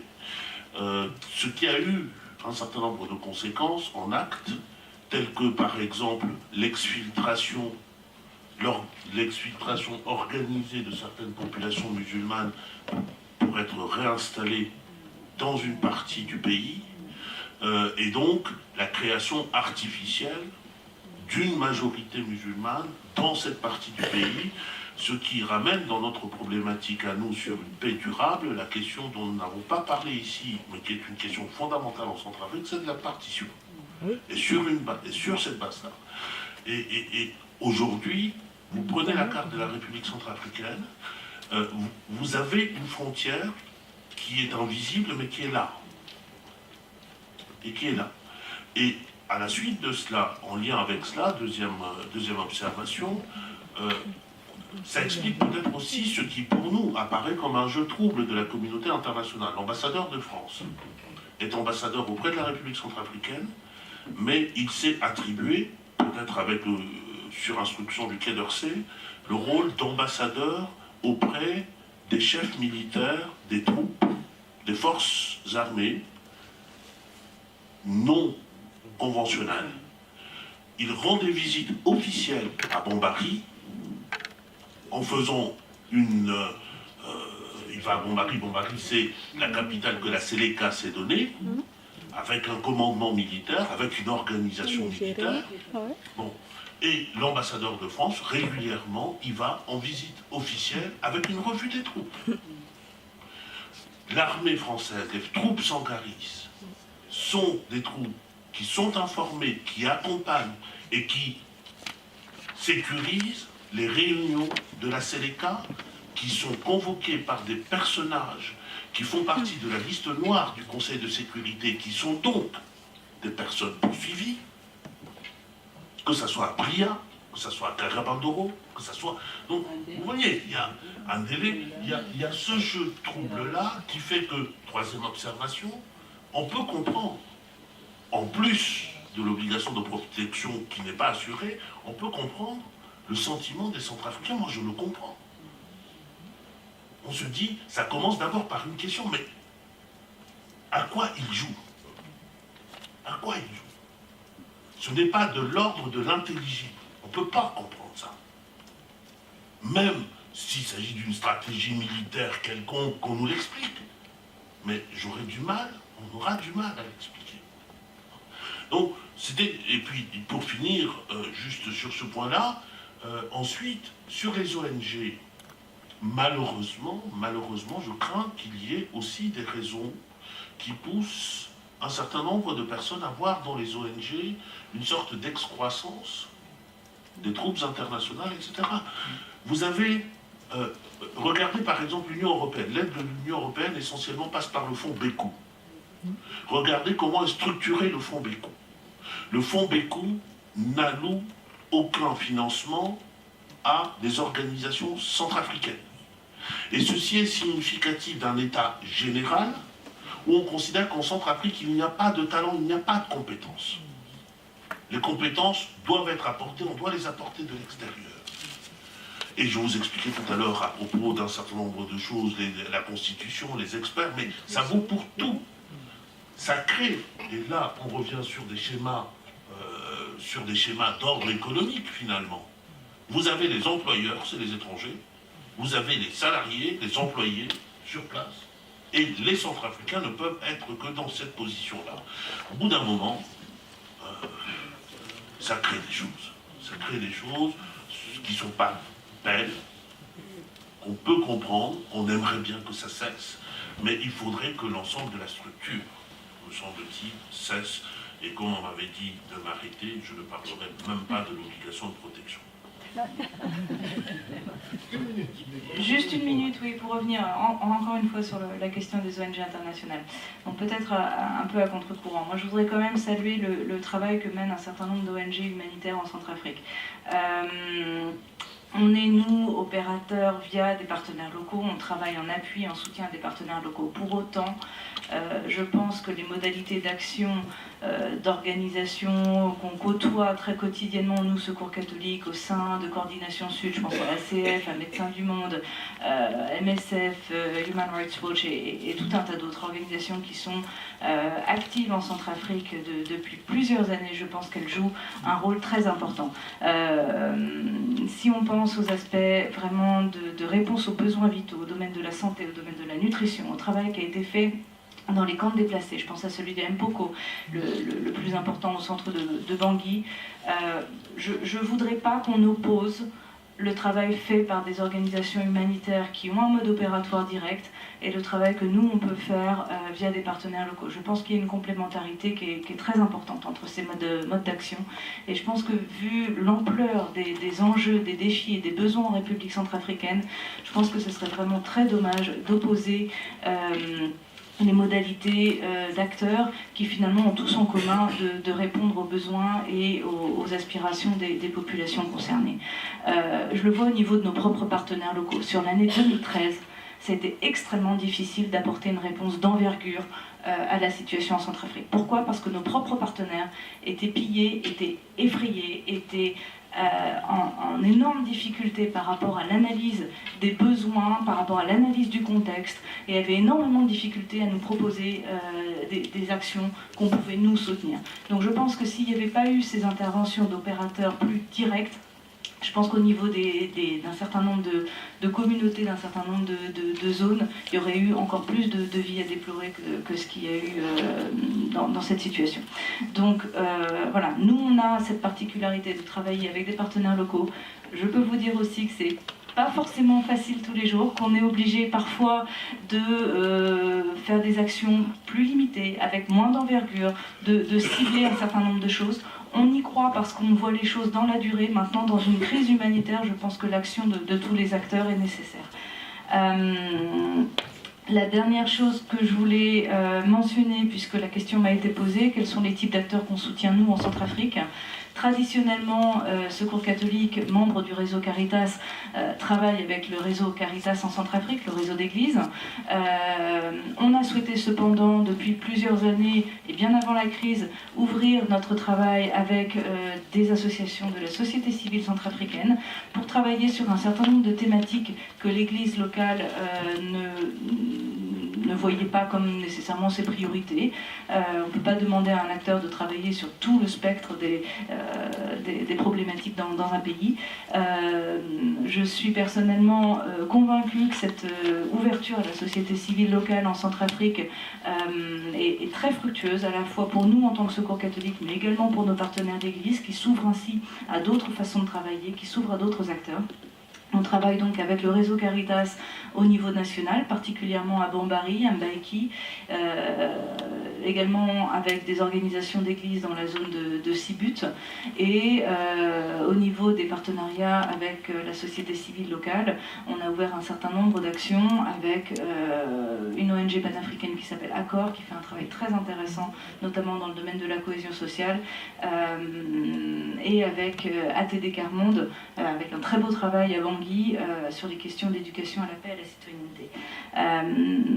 Voilà, c'était un petit peu ce que je voulais dire pour, à mon sens, insister sur la complémentarité entre les actions des différentes structures humanitaires, quel que soit leur mode opératoire.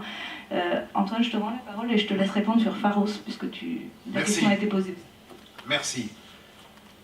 Voilà, je ne vais pas faire la liste des points sur lesquels nous ne sommes pas d'accord, où les différents intervenants n'étaient pas d'accord, et la liste des défis pour le pays, la Centrafrique, parce que ça durerait assez longtemps. Je vais plutôt faire alors une conclusion sous forme de les quelques points, les quelques attitudes sur lesquelles nous sommes d'accord. Ce sera plus rapide. On est peut-être d'accord sur le premier point, c'est qu'il ne faut pas oublier la Centrafrique, parce que l'actualité médiatique, ça tourne, une crise chasse une autre, comme vous le savez. Donc les amis de la Centrafrique, comme certains désignaient les gens qui sont dans la salle ici, eh bien il ne faut pas oublier, c'est pas parce qu'il y a d'autres priorités qui s'imposent à nous qu'il faut oublier ce pays. Premier point, ne pas oublier. Deuxième point, il faut désimplifier. Ça n'a pas l'air très simple, enfin moi qui ne suis pas centrafricain, ça n'a pas l'air très simple d'y voir clair. Il ne faut pas faire rentrer forcément la Centrafrique dans les moules anciens de nos clés d'interprétation. Désimplifier. Troisième point que je retiens, je m'excuse, c'est une énorme banalité, mais je crois parfois il faut le dire. Il faut faire repartir l'État. Il faut faire repartir l'État. Donc ça commence par à quoi sert un État? D'abord à faire la sécurité, ensuite à rendre la justice, ensuite à établir les listes électorales et ensuite à organiser des élections. Il vaut mieux le faire dans cet ordre-là que dans un ordre différent. Voilà, donc faire repartir l'État. Dernier point, le rôle des ONG. Donc c'est un peu frustrant, les ONG ne vont pas sauver la Centrafrique, mais je pense que la plupart des gens qui travaillent dans les ONG savaient ça déjà. Donc les ONG ont un rôle parfois de substitution quand vraiment tout va mal, d'urgence, parfois un rôle complémentaire, à aider à la cohésion sociale, à l'éducation, à la citoyenneté, etc. Donc je ne vais pas développer ça. Donc je pense que sur ces points-là, j'ai entendu, peut-être que j'ai mal entendu, j'ai entendu là quand même sur ces attitudes de base, il y a comme une sorte de consensus. Après ça, sur d'autres points, il y a beaucoup d'analyses qui sont divergentes ou différentes, ou des priorités qui sont placées sur des accents différents. Ce qui est assez normal, ce qui prouve qu'il y a un débat, ce qui prouve que, après tout, notre débat est peut-être démocratique. Nous poursuivons ce débat à l'étage au-dessus, en privé, si vous voulez, je vous répondrai aussi sur Pharos, à l'étage au-dessus, tous à la réflexion, tous à l'action, tous à l'apéro, c'est la meilleure réponse à ceux qui veulent faire taire les Français.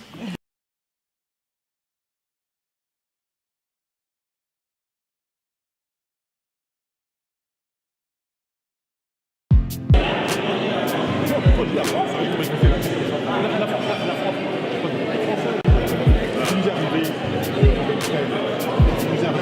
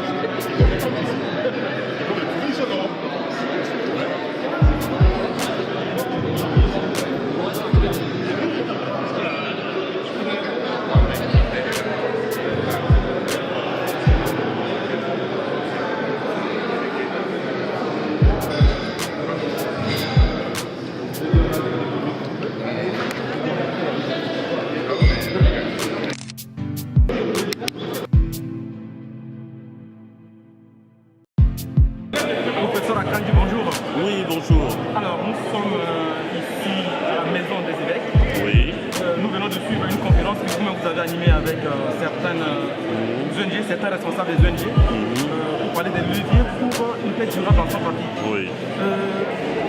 De quoi il s'agit exactement pour les Centrafricains qui n'ont pas assisté à cette rencontre, à cette conférence débat? Alors, je pense qu'il n'est jamais trop tard, même si on est dans l'action, on est dans les atrocités,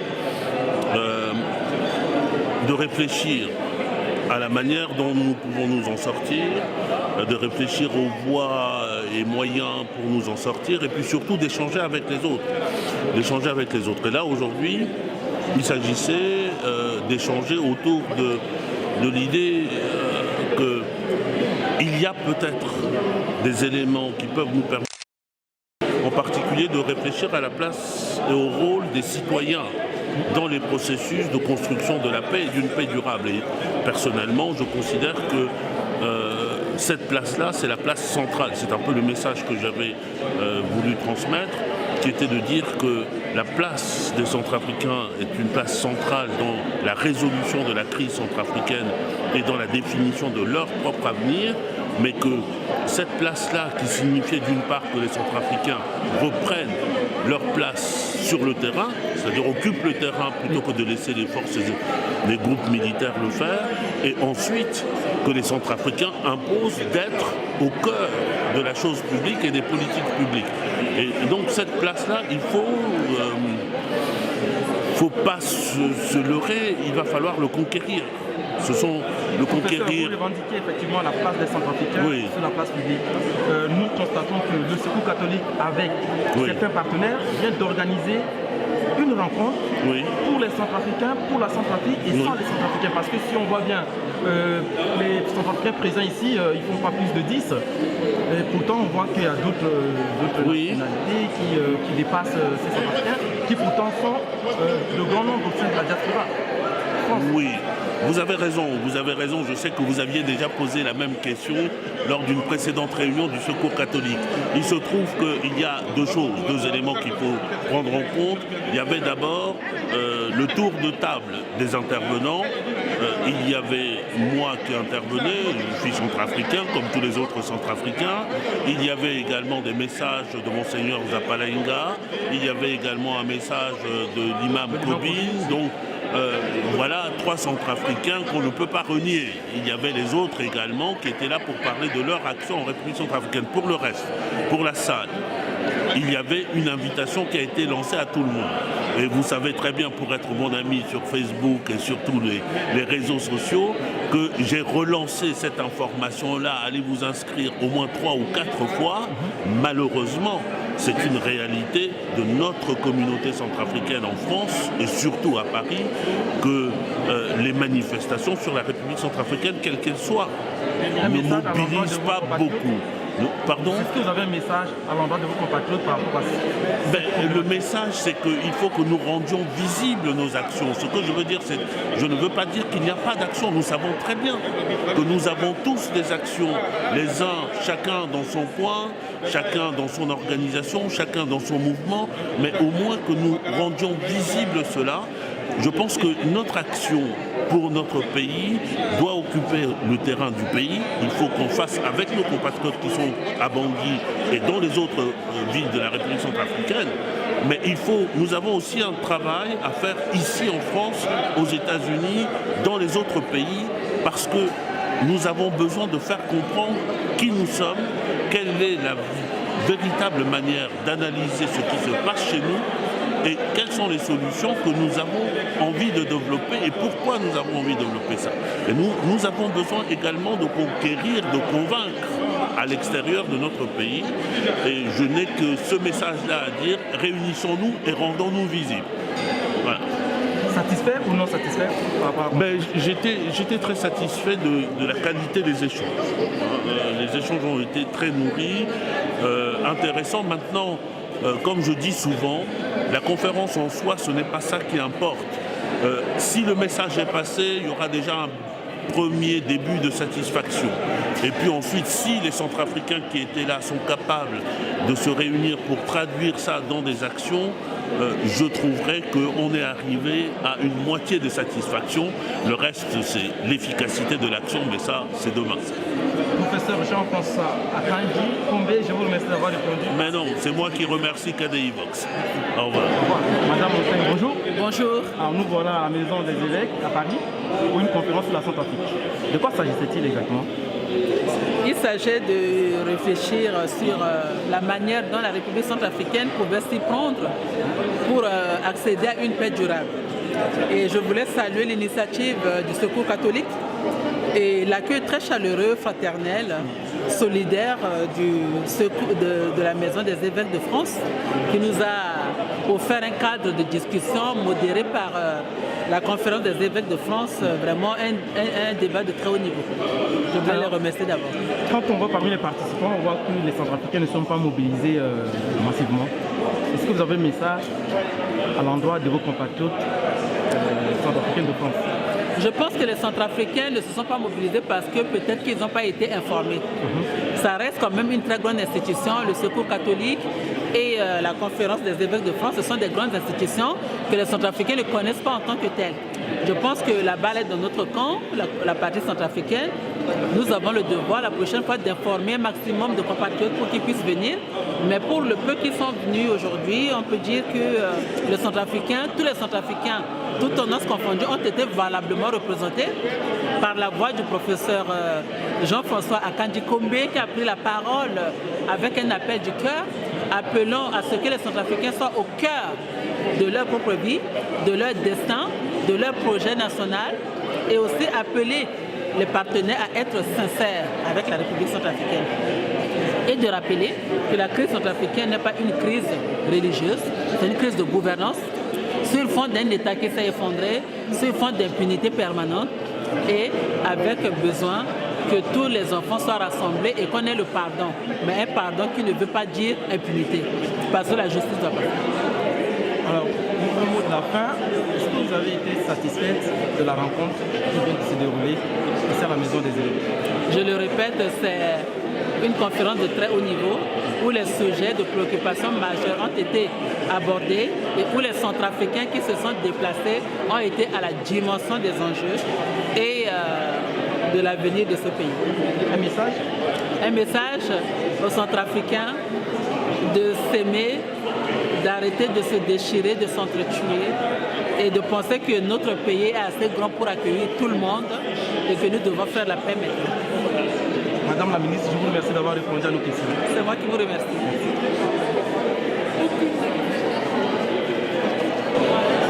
Monsieur André Ango Passema, bonsoir. Bonsoir. Alors nous voilà au sein de la Maison des évêques de Paris, de France, oui. Faut le préciser, pour parler de la Centrafrique et des Centrafricains. Oui. Quel était l'enjeu de cette rencontre? Quels sont les enjeux de cette rencontre organisée par le Secours catholique et la conférence des évêques de France? Je remercie d'abord les auditeurs de KDI Africa et KDI Vox qui nous écoutent, et particulièrement les Centrafricains qui nous écoutent.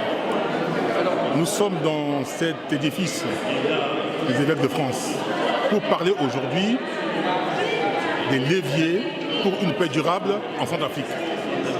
Eh bien, les interrogations portaient sur la recherche des issues de cette situation dramatique dans laquelle nous nous trouvons. Et pour ma part, ma présence ici était pour dire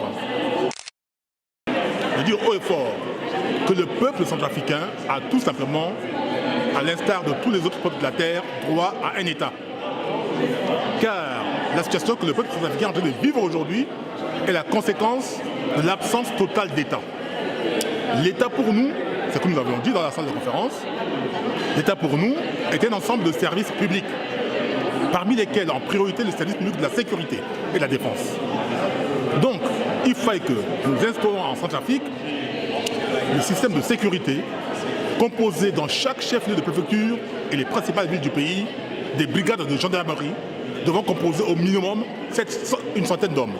Donc ça nous fait 7000 gendarmes pour les 16 préfectures. 16 préfectures, passant, il nous faut 1600.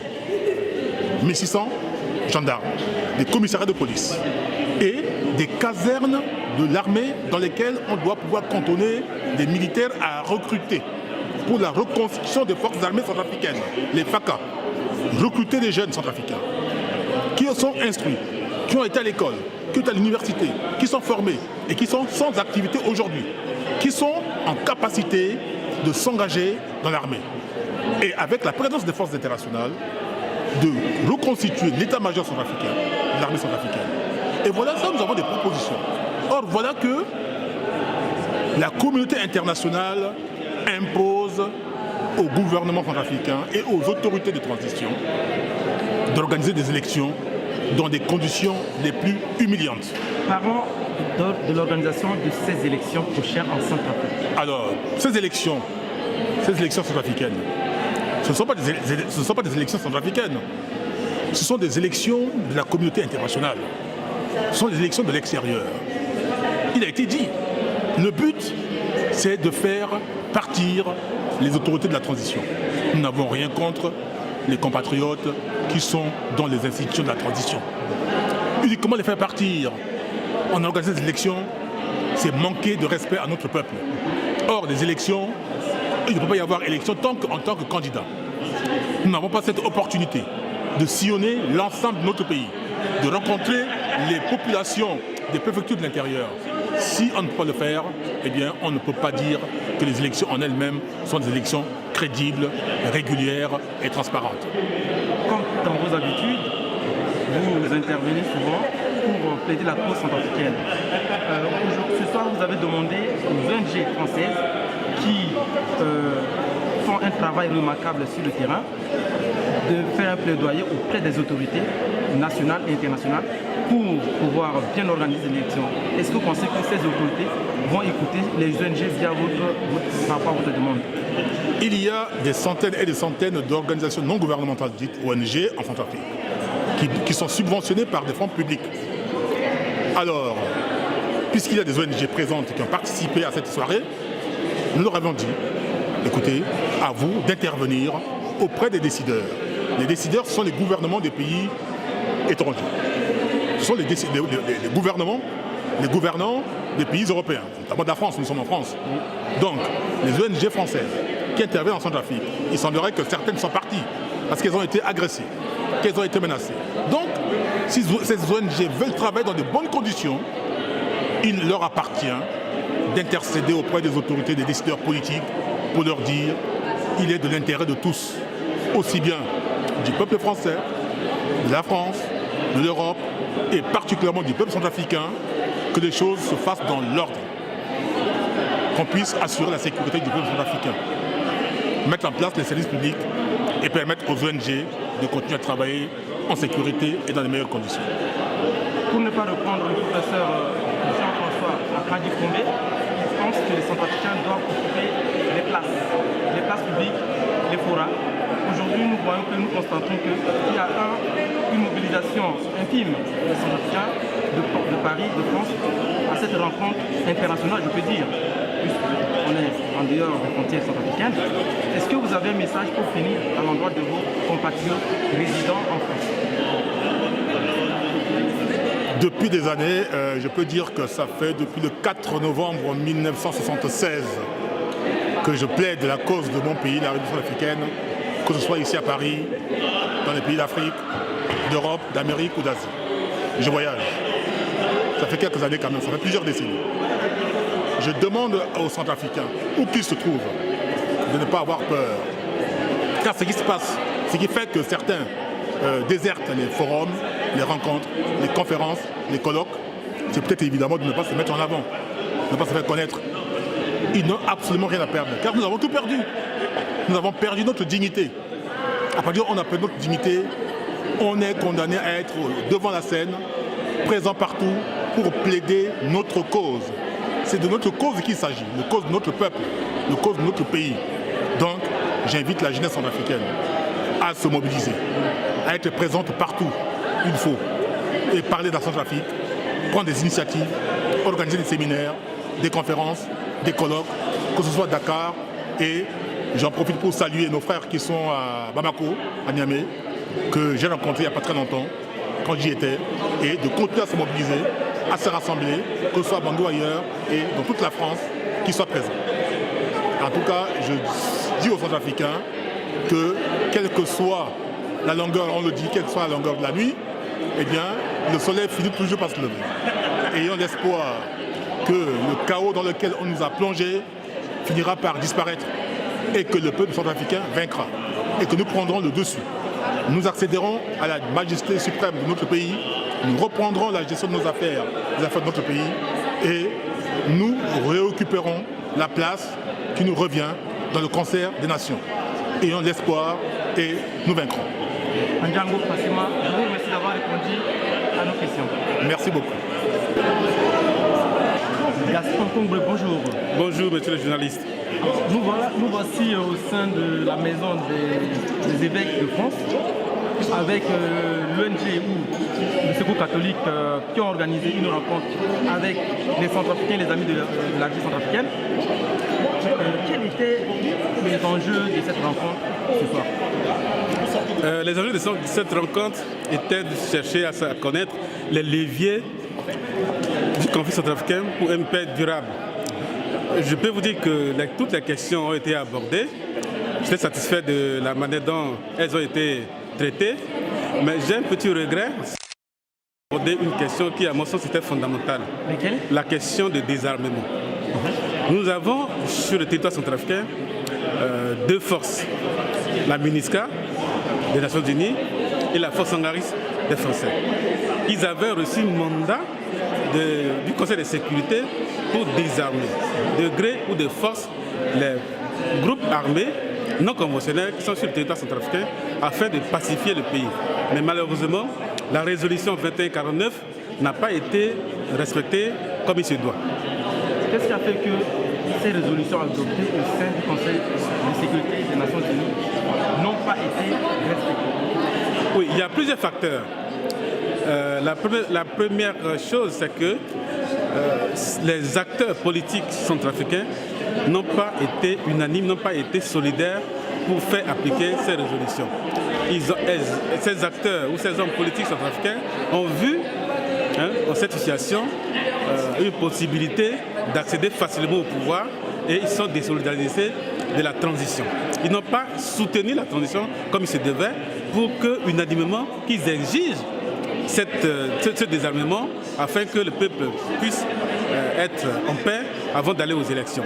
Ça, c'est le premier facteur. Le deuxième facteur, c'est que les Nations Unies n'ont pas, les Nations Unies en tant que telles, mais les forces qui sont sur le territoire ont essayé pas transcender, mais essayer de transformer ce mandat en un autre mandat qui est, à mon avis, pas conforme au texte, c'est-à-dire l'esprit et la lettre des résolutions des Nations Unies. Maintenant, on nous parle de mesures de confiance. Ça veut dire quoi? Ça veut dire que tous les hommes armés qui ont des armes, qui sont porteurs des armes, tant qu'ils n'ont pas fait usage de ces armes-là, ils ne sont pas dangereux. Et donc, ils doivent garder ces armes devant eux en attendant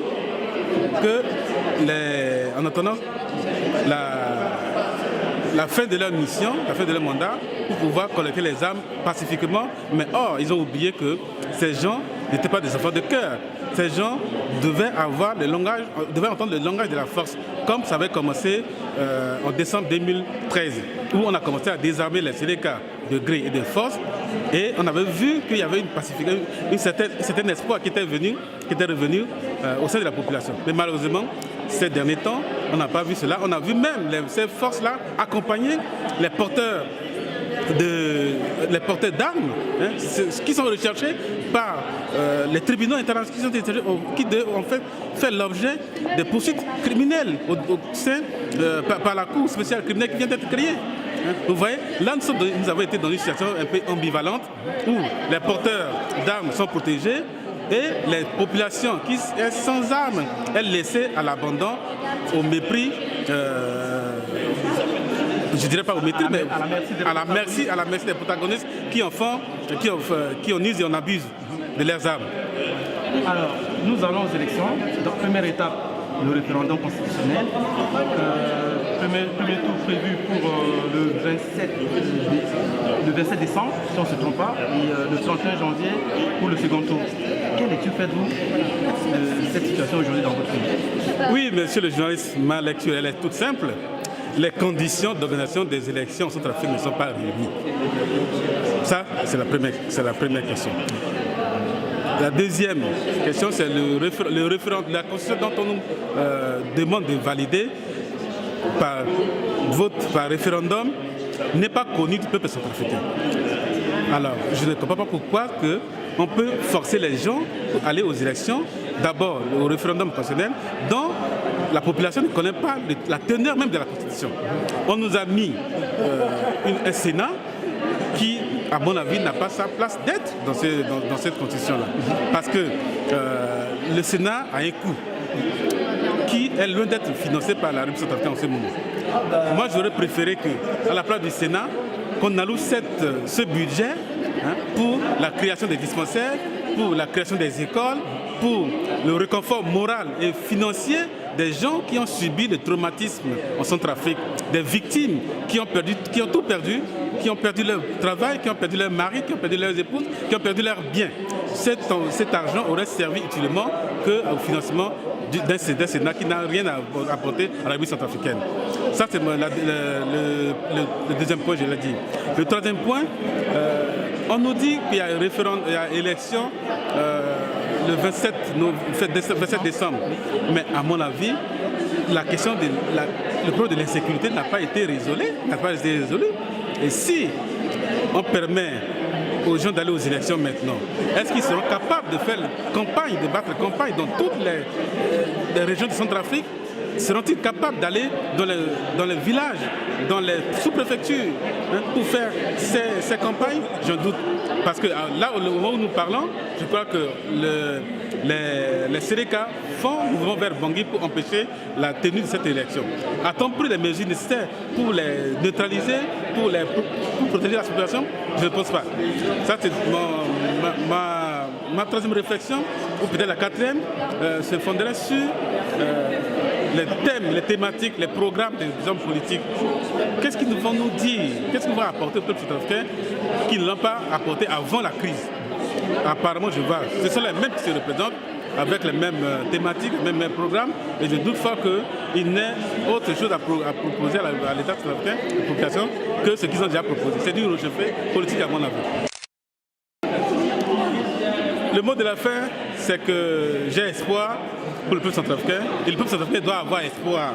Parce que si un peuple ne vit pas avec un espoir, c'est un peuple qui sera mort, c'est un peuple qui va à l'abandon.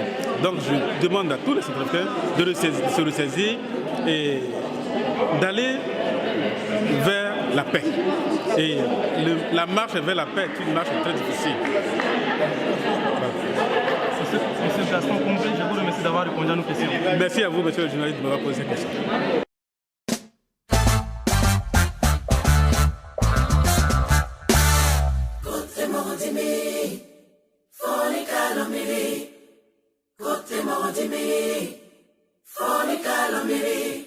Ngokote Morodimi,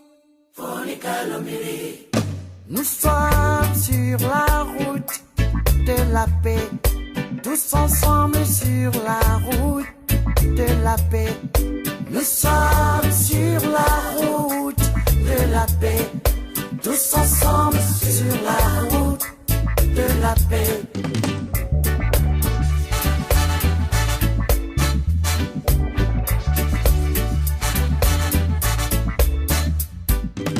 Que la lumière dans nos cœurs guide nos pas. La divine lumière illumine nos voies. L'horizon annonce la fin de l'Armageddon. Suivons l'étoile, suivons l'étoile de la réconciliation. Suivons l'étoile. Nous sommes sur la route de la paix, tous ensemble sur la route de la paix. Nous sommes sur la route de la paix, tous ensemble sur la route de la paix.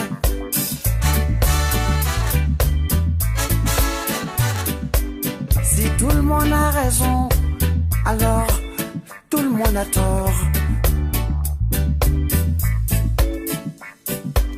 La raison du plus fort n'est pas toujours la meilleure. Les plus forts ne sont pas forcément les meilleurs.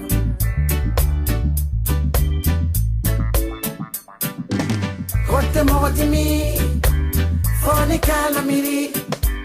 Côté Morodimi, Fornicalamiri. Côté Morodimi, Fornicalamiri.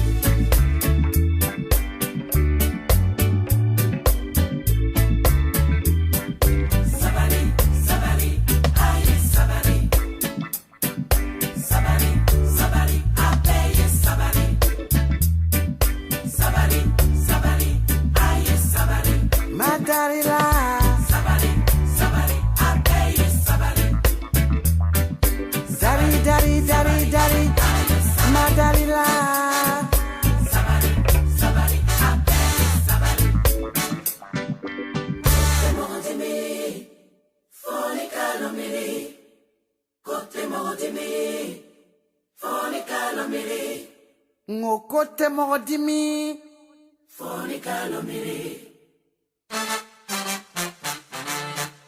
Dieu est notre force. Paris, 18 novembre 2015, de 18h à 21h, les Centrafricains de France et les organisations non gouvernementales caritatives se sont retrouvés à la Maison des Évêques pour débattre sur la thématique suivante: quel levier pour la paix durable en Centrafrique? Les interventions vidéo de l'imam Kobine de l'archevêque Nzapalainga ont fait foi.